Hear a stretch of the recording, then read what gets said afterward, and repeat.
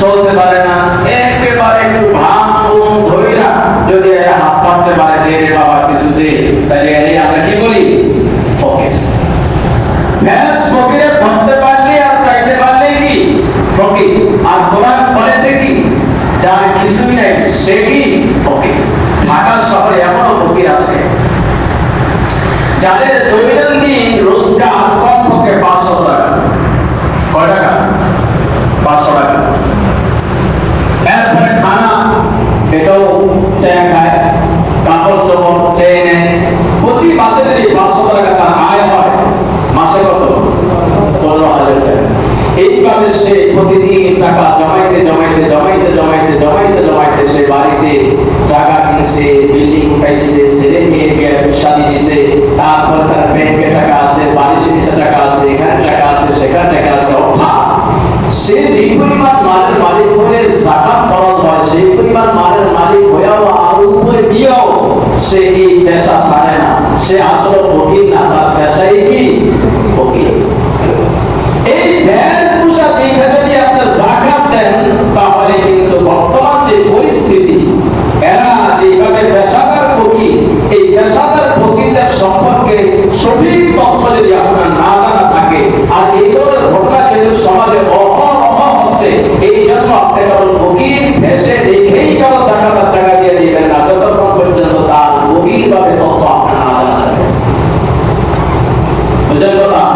এরকম ফকিরদেরকে যাকাত দিলে যাকাত আদায় হবে না। আপনি টাকা দিয়েছেন ঠিক, মাই কিনে মাপ নেই।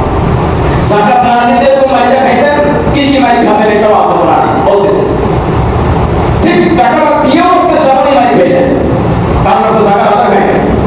এই যে বেশভূষা দেখা ফকির, এদেরকে আপনার অন্যান্য সম্পদ যাকাতের ক্ষেত্রে এদেরকে খালি হাতে ফিরিয়ে দিবেন না।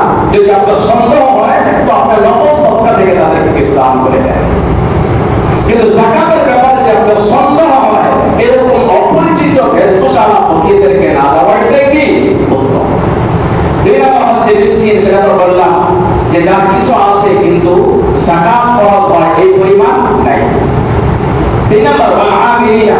ইসলামী রাষ্ট্র যদি হয়, তাহলে সরকারের পক্ষ থেকে কিছু লোক মোতায়েন করা থাকবে এলাকা ভিত্তিক। তারা প্রত্যেক এলাকায় গিয়ে ধনীদের সমস্ত সম্পদের হিসাব নিকাশ করে কত কোটি টাকার মালিককে কার কতটুকু যাকাত এসেছে, কত টাকা, এই টাকা সব তারা তুলবে, তুলে নিয়ে তারপরে সরকারি সেই খাতে জমা করবে। এদেরকে আমেল বলা হয়, অর্থাৎ কর্মচারী। কিসের কর্মচারী? যাকাতের টাকা উঠানের কর্মচারী। তাদের বেতন এখান থেকে দেওয়া জায়েজ আছে। 3 নম্বর মুআল্লাফাতি কুলুবুহুম। মুআল্লাফাতি কুলুব, একটা মানুষ নতুন ইসলাম গ্রহণ করেছে, সেই লোকটা গরীব যদি হয়, অসহায় হয়, এবং সে ইসলাম ধর্ম গ্রহণ করার পরে যদি দেখে মুসলমানদের থেকে বেশ একটা সহযোগিতা পেলে, তার মনে একটা আনন্দ জাগবে যে না, ইসলাম তো সুন্দর ধর্ম, আমি আমার ধর্ম ছাড়া করে লোকেগুলো আমাকে বলে 1 লক্ষ টাকা দিল, 2 লক্ষ টাকা দিল। এরকম যাকাতের ফান্ড থেকে এরকম নব মুসলিম ব্যক্তিকে দিয়ে তার চিত্ত আকর্ষণ করা, এটা জায়েজ আছে। এই ব্যক্তিও যাকাতের টাকা থেকে পাবে। অপের রাকাবি। 4 নম্বর খাত হচ্ছে রাকা, গোলাম আজাদ করা। এখন তো গোলাম আজাদের কি নেই, কথা নাই। যদি আবার কিয়ামত পর্যন্ত হয়, আল্লাহ পাক এই কথাকে হারাম করেন নাই, আবার কিয়ামত আগে সেই দাস দাসীর কথা আসতে পারে। আজকে সেখানে গোলামকে আজাদ করে দেওয়া, অর্থাৎ এত লক্ষ টাকা দিলে মালিকে তাকে স্বাধীন করে দিবে, এই লোক আর কার কাছে পরাধীন থাকবে না। একটা বান্দি এক ব্যক্তির কাছে বিক্রি